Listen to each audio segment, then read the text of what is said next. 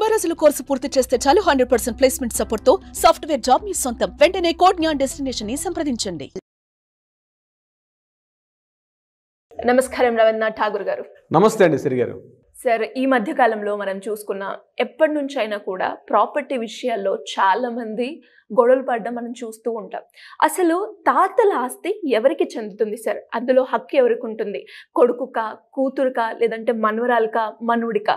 తాతల ఆస్తి ఎవరికి చెందుతుంది? హిందూ సక్సెషన్ యాక్ట్ 1956 ప్రకారం 1956 హిందూ వారసత్వపు చట్టం క్లిస్టల్గా చెప్పినటువంటి ఒక యాక్ట్ ప్రకారం మనం ఏం చెప్తామంటే, ఏదైతే ప్రాపర్టీ ఉందో తాతల నుంచి వస్తున్న ఆస్తి ఏన్షియంట్ ప్రాపర్టీ అంటే తండ్రి యొక్క తండ్రి మనవరికి చెందుతుందా మనవరాలకి చెందుతుందా అని చెప్పే ముందుగా తాత యొక్క ఆస్తి తండ్రికి చెందుతుంది. ఇది గుర్తుపెట్టుకోవాల్సిన విషయం. తండ్రికి చెందకుండా డైరెక్ట్గా మనవడికి కానీ మనవరాలకు కానీ చెందే అవకాశమే లేదు. ఫర్ ఎగ్జాంపుల్, ఒక తండ్రి గారి యొక్క ప్రాపర్టీ ఉంది. ఈ ప్రాపర్టీ కూడా ఎలా వచ్చిందని కూడా ఇంపార్టెంట్. ఏ రకంగా వచ్చింది, అది కూడా స్వార్జితమా లేకపోతే ఆయన మరలా వాళ్ళ వారసత్వంగా అంటే ఆయనకి పూర్వీకుల ఆస్తి వచ్చిందా అన్నది కూడా ఇంపార్టెంట్. ఇక్కడ ఈ పాయింట్ మనం విశ్లేషణ చేసే ముందు ఏంటంటే, తండ్రి యొక్క ఆస్తి అంటే తాతగారి యొక్క మరలా ఆ తాతగారి నుంచి మరలా ఆస్తి వారసత్వంగా వచ్చినటువంటి అయితేనే ఈ యొక్క రూలు ఈ వారసత్వపు హక్కు చట్టం కింద వర్తిస్తుంది. అంటే ఉదాహరణకి తండ్రి గారి నుంచి ఒక ప్రాపర్టీ వచ్చింది. తండ్రి గారికి మరలా ఒక ముగ్గురు ఉన్నారనుకుందాం. ఇక ఏబిసి అనేటువంటి ఒక ముగ్గురు అబ్బాయిలు ఉన్నట్లయితే ఈ ఏబిసి అన్న వాళ్ళకి ముందుగా చెందుతుంది. ఉదాహరణకి ఒక 10 ఎకరాల పొలం ఉంది. ఈ 10 ఎకరాల పొలంలో ఈక్వల్ పార్ట్ అన్నది 3.3, 3.3, 3.3 చొప్పున వాళ్ళందరికీ కూడా ఈక్వల్ పార్ట్స్గా ఉంటుంది. ఇప్పుడు ఏ అనే వ్యక్తికి మరలా ఒక ఇద్దరు పిల్లలు ఉన్నారు అనుకుందాం. ఎక్స్ వై అని చెప్పి ఇద్దరు పిల్లలు అనుకుందాం. ఇప్పుడు ఏ యొక్క ప్రాపర్టీ అంటే ఈ ఎక్స్ అనే వై అని వాళ్ళకి ఏ అనే తండ్రి అయితే, వాళ్ళ తాతగారి నుంచి వచ్చిన ప్రాపర్టీ ఏదైతే పార్టిషన్ చేశాడో ఆ పార్టిషన్ ప్రకారమే ఈ కింద ఎక్స్ వాళ్ళకి చెందుతుంది. అదేవిధంగా బికి చెందినటువంటి ఆస్తి వాళ్ళ పిల్లలకు చెందుతుంది, సికి చెందినటువంటి ఆస్తి వాళ్ళ పిల్లలకు మాత్రమే చెందుతుంది అని క్లియర్గా ఈ యొక్క హక్కు చట్టంలో రాయడం జరిగింది. ఇది ఎలా చెందుతుంది హక్కు కూడా అంటే, తండ్రికి చెందకుండా మనవడికి కానీ మనవరాలకు కానీ చెందే హక్కు లేదు. ముందు వాళ్ళక్కడ పార్టిషన్ జరగాలి. వాళ్ళ విభజన చెందిన తర్వాత మాత్రమే మనవడికి కానీ మనవరాలకు కానీ చెందుతుంది. మరలా వాళ్ళ పిల్లలకి వాళ్ళకు కూడా చెందుతుంది. ఇది వెరీ వెరీ ఇంపార్టెంట్ పాయింట్. అంటే ఇక్కడ ఉదాహరణకి ఈ ఎక్స్ అనే మనవడికి బి తాలూకా ప్రాపర్టీ అందే అవకాశం లేదు. ఎందుకంటే వీళ్ళకి ఆల్రెడీ ప్రాపర్టీ ఏ పరంగా ఉంది కాబట్టి అందులో ఉన్నటువంటి పార్ట్ అలా కిందకి వెళ్ళాల్సిందే తప్పించి ఆ భాగస్వామ్యం నుంచి వెళ్ళే అవకాశం లేదు.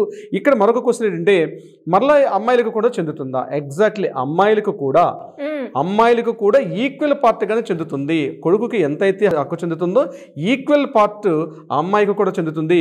ఇది 2022లో వినీష్ శర్మ వర్సెస్ రాకేష్ శర్మ సుప్రీంకోర్టు ఇచ్చినటువంటి జడ్జిమెంట్ ప్రకారం ఏంటంటే, ఇది క్లియర్గా ఏదైతే ప్రాపర్టీ ఆస్తి అందుతుందో మనవలకు కూడా ఈక్వల్గా అదే పార్ట్ ఆస్తి కిందకి అలా చెందుతూ ఉంటుంది. అయితే ఒకవేళ తాతగారు సంపాదించిన ప్రాపర్టీ ఆయన స్వార్జితం అయితే ఆ స్వార్జితం మాత్రం తప్పనిసరిగా ఆయన ఎవరికైనా ఇచ్చుకునే అవకాశం ఉంటుంది. కాబట్టి అది వీళ్ళు ఫైల్ చేసే అవకాశం లేదు.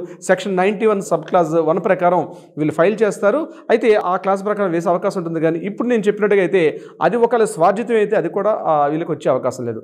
ఇది కాకుండా ఆ ప్రాపర్టీ ఏదైతే ఉందో అది స్థిరాస్తి కావచ్చు, అంటే ల్యాండ్ కావచ్చు, లేకపోతే బంగారం కావచ్చు, XYZ ఏదైనా సబ్జెక్ట్. సో ల్యాండ్ గురించి మనం మాట్లాడుకుంటున్నాం కాబట్టి ల్యాండ్ ప్రాపర్టీ ఎంత అమౌంట్ అయితే వస్తుందో అంత అమౌంట్ వస్తుంది. ఇక్కడ మరొక క్వశ్చన్ వస్తుంది. ఒకవేళ తండ్రి మైనర్గా ఉన్నప్పుడు అంటే తన మనవడు తనకు కొడుకు అంటే తాతగారి యొక్క ప్రాపర్టీ అమ్ముతున్నాడు, తాతగారు తండ్రి గారు మనవడు, ఒకవేళ తాత నుంచి వస్తున్నటువంటి ఏదైతే పిత్రార్జితం అంటే వాళ్ళ తాతగారికి వంశపారంపర్యంగా వస్తున్న ప్రాపర్టీ ఏదైతే ఉందో, ఒకవేళ పిల్లలు మైనర్గా ఉండేటప్పుడు అంటే మనవడు మైనర్గా ఉండేటప్పుడు తండ్రికి కొన్ని సందర్భాలు అమ్మినటువంటి కేసులు కూడా కొన్ని వందల వేల కేసులు ఈరోజు హైకోర్టులోను సుప్రీంకోర్టులోను కోర్టులో కూడా కొన్ని వేల కేసులు ఉన్నాయి. దీనిలో ఏంటంటే చాలామంది ఇది కూడా ఒక డౌట్ వస్తుంది. నేను అది కూడా వివరించే ప్రయత్నం చేస్తాను. అటువంటి సందర్భాల్లో మనవడు మైనర్గా ఉండేటప్పుడు తండ్రి అమ్మే హక్కు ఉంటుందంటే డెఫినెట్గా పూర్వీకుల నుంచి వస్తున్నటువంటి ఏదైతే పూర్వీకుల ఆస్తి ఏన్షియంట్ ప్రాపర్టీ ఏదైతే ఉందో, ఒకవేళ తన పిల్లలు మైనర్గా ఉండేటప్పుడు ఆ ప్రాపర్టీ ఒకవేళ అమ్మినా సరే ఆ ప్రాపర్టీ అన్నది ఎవరైతే కొనుక్కుంటారో ఆ ప్రాపర్టీ డిజాల్వ్ అయిపోతుంది. అది ఖచ్చితంగా ఆ యొక్క లావాదేవీ ఏదైతే ఉందో, కొనుగోలు అమ్మకాలు ఏదైతే ఉందో అది పూర్తిగా రద్దు చేసే అవకాశం ఈ మనవడు మళ్ళీ కేసు ఫైల్ చేసుకుంటే దానికి అవకాశం ఉంటుంది. ఎందుకంటే అది తాతల నుంచి వచ్చే ఆస్తి కాబట్టి మనవడికి ఖచ్చితంగా చెందుతుంది. మనవడి యొక్క పర్మిషన్ ఈవెన్ మైనర్గా ఉండేటప్పుడు మనవడు కావచ్చు మనవరాలు కావచ్చు ఇద్దరు ఎవరికి ఈక్వల్గా ఉందని నేను చెప్తున్నాను. కాబట్టి ఇద్దరిలో ఎవరైనా ఎవరైనా మైనర్గా ఉండేటప్పుడు అంటే మేజర్ అయ్యేటప్పుడు సంతకాలు తీసుకోవాలి, వాళ్ళు మైనర్గా ఉన్నారు కాబట్టి వాళ్ళకి సంబంధం లేదు, మేము ప్రాపర్టీ అమ్మేస్తామని తండ్రి అనుకుంటే కుదరని పని. ఎప్పుడైనా మనవడు కానీ మనవరాలు కానీ మరలా ఆ ప్రాపర్టీ ఎవరికైనా అమ్మేస్తారు అనుకోండి, వీళ్ళకి మరలా ఆ ప్రాపర్టీ మీద కూడా వీళ్ళు మళ్ళీ కేసు ఫైల్ చేసే అవకాశం ఉంటుంది. కేసు ఫైల్ చేసేటప్పుడు ఖచ్చితంగా ఈ యొక్క ఎవరైతే ఈ ఫైల్ చేస్తున్న మనవడు కావచ్చు మనవరాలు కావచ్చు మా ప్రాపర్టీ తాతగారి నుంచి వచ్చింది అని ప్రూఫ్ చేయాల్సిన అవసరం వాళ్ళకు ఉంటుంది. ప్రూఫ్ చేసిన తర్వాత ఏదైతే సపోజ్ ఇప్పుడు నేను మొదట చెప్పినట్టు తాతగారు ఏ అనేటువంటి తన కొడుకుకి అమ్మినప్పుడు ఏకి యొక్క పిల్లలు ఎక్స్ అనే ఉన్నాడు, ఎక్స్ మైనర్గా ఉండిపోయాడు, ఈ ప్రాపర్టీ అమ్మేశారు. వీళ్ళు ఇక్కడ ఏం చేశాడు, మైనర్గా ఉండేటప్పుడు అమ్మేశాడు కాబట్టి ఎవరైనా వ్యక్తి కొనుక్కున్నాడు అనుకోండి, ఫర్ ఎగ్జాంపుల్ ఎవరొక వ్యక్తికి వీళ్ళ మధ్య జరిగిన ట్రాన్సాక్షన్ ఏదైతే ఉందో కోర్టు నుంచి ఆ యొక్క ట్రాన్సాక్షన్ కూడా రద్దుపరిచే అవకాశం కూడా 100% ఉంటుందన్నమాట.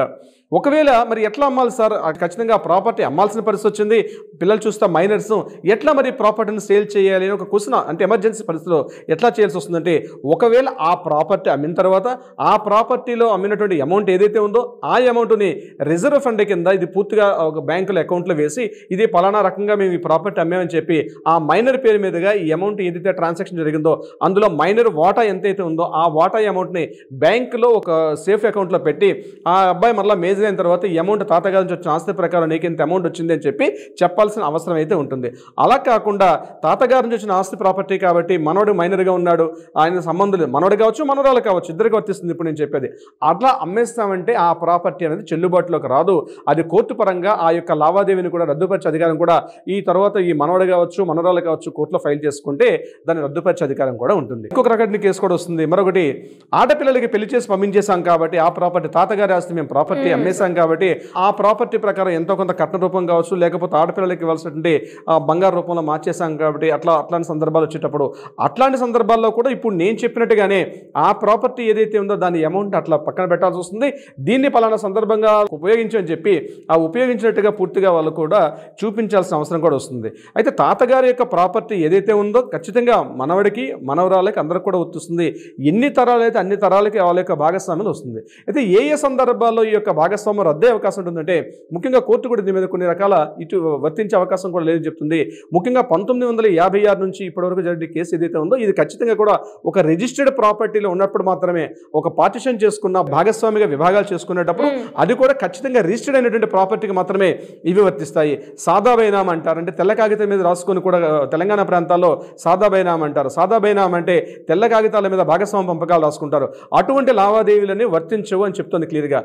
ఇకపోతే నలుగురు పెద్ద మనుషులు కూర్చొని మాట్లాడుకొని ఓరల్గా మాట్లాడుకోవడం, అంటే కమిట్మెంట్ రిటర్న్ కమిట్మెంట్స్ కాకుండా ఈ పెద్దన్నయ్యకి ఈ ప్రాపర్టీ వస్తుంది, చిన్న వాడికి ఈ ప్రాపర్టీ వస్తుంది, పెద్ద అమ్మాయికి ఈ ప్రాపర్టీ వస్తుంది చెప్పి ఓరల్గా మాట్లాడుకున్న వాటికి కూడా చెల్లుబాటు అయ్యే అధికారం లేదు. కాబట్టి అటువంటి వాటి మీద కూడా ఈ యొక్క భాగస్వామ్య పంపకాలు చేసుకునేటప్పుడు ఇవి రద్దయ్యే పరిస్థితి అవకాశం ఉంటుంది. సో ఖచ్చితంగా రిజిస్టర్డ్ ప్రాపర్టీ ఉండాలి, అది సాదా బైనామా కాకుండా అది ఖచ్చితంగా రిజిస్టర్డ్ ప్రాపర్టీ ఉండాలి. అది ఎకరాల ప్రాపర్టీ అయితే మనకి రెవెన్యూ డిపార్ట్మెంట్లో ఉండాలి. ఏదో ఒక రకంగా ఉన్నప్పుడు మాత్రమే ఈ భాగస్వామ్య పంపకాలు తాతగారి యొక్క ఆస్తి తండ్రి గారికి చెందిన తర్వాత మాత్రమే కొడుకుకైనా మనవడికైనా మనవరాలకైనా చెందుతుంది తప్పించి డైరెక్ట్గా మనవడికి మనవరాలకి చెందే అవకాశం మాత్రం ఎట్టి పరిస్థితులు లేదని చెప్పి మన కోర్టులో ఉన్నటువంటి అనేక కొన్ని వందల తీర్పులు వచ్చాయి దీని మీద.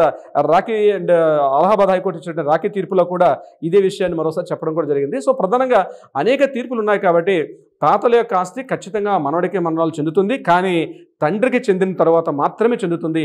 ఎంతమంది పిల్లలు ఉంటే ప్రతి ఒక్కరికి కూడా అమ్మాయికి అయితే అమ్మాయికైనా అబ్బాయితో పాటు ఈక్వల్ పార్ట్స్ ఉంటే తప్పించి ఇందులో ఒకరికి ఎక్కువ ఒకరు తక్కువ ఉండే అవకాశం మాత్రం ఎట్టి పరిస్థితులు లేదు. అది స్వార్జితమైన ప్రాపర్టీ అయితే మాత్రం ఎట్టి పరిస్థితుల్లో యొక్క మనవడికి కావచ్చు కొడుకులకు కావచ్చు వాటి మీద వాళ్ళు ఎవరికైనా రాసుకోవచ్చు, వాళ్ళ మీద హక్కు లేదు. కేవలం పిత్రార్జితం అంటే ఏన్షియంట్ ప్రాపర్టీగా మాత్రమే ఈ యొక్క హక్కులు అయితే ఉంటాయండి. శ్రీగారు great sir, great information. And దాంతోపాటు ఎవరికైనా కూడా ప్రాపర్టీ పరంగా ఎలాంటి ఇష్యూస్ ఉన్నా కూడా లీగల్ పరంగా వెళ్ళాలి అనుకునే వాళ్ళకి మీ గైడెన్స్ కావాలి అంటే ఏ విధంగా మిమ్మల్ని అప్రోచ్ అయ్యే ఛాన్స్ ఉందంటారు? ముఖ్యంగా ఈ ఆస్తి పంపకాలు, భాగస్వామ్య పంపకాలు, తాతల నుంచి వస్తే ఆస్తికి సంబంధించిన వివరాలు, ఆడపిల్లలకు సంబంధించిన ఆస్తి హక్కులు, వాటికి సంబంధించిన అవిభాజ్య పత్రాలు, వీటికి సంబంధించి ఎటువంటి డౌట్స్ ఉన్నా లేకపోతే న్యాయ సలహా సంప్రదింపులు కావాలనుకున్నా తప్పనిసరిగా కింద స్క్రోల్ అవుతున్నటువంటి నెంబర్ కాంటాక్ట్ చేయగలిగితే డెఫినెట్గా మన లీగల్ టీం వాళ్ళకి అప్రోచ్ అవుతారు, తగిన విధంగా సలహా సూచనలు ఇచ్చే ప్రయత్నం చేయొచ్చు. Thank you sir, thank you so much. Thank you so much అండి శ్రీ గారు.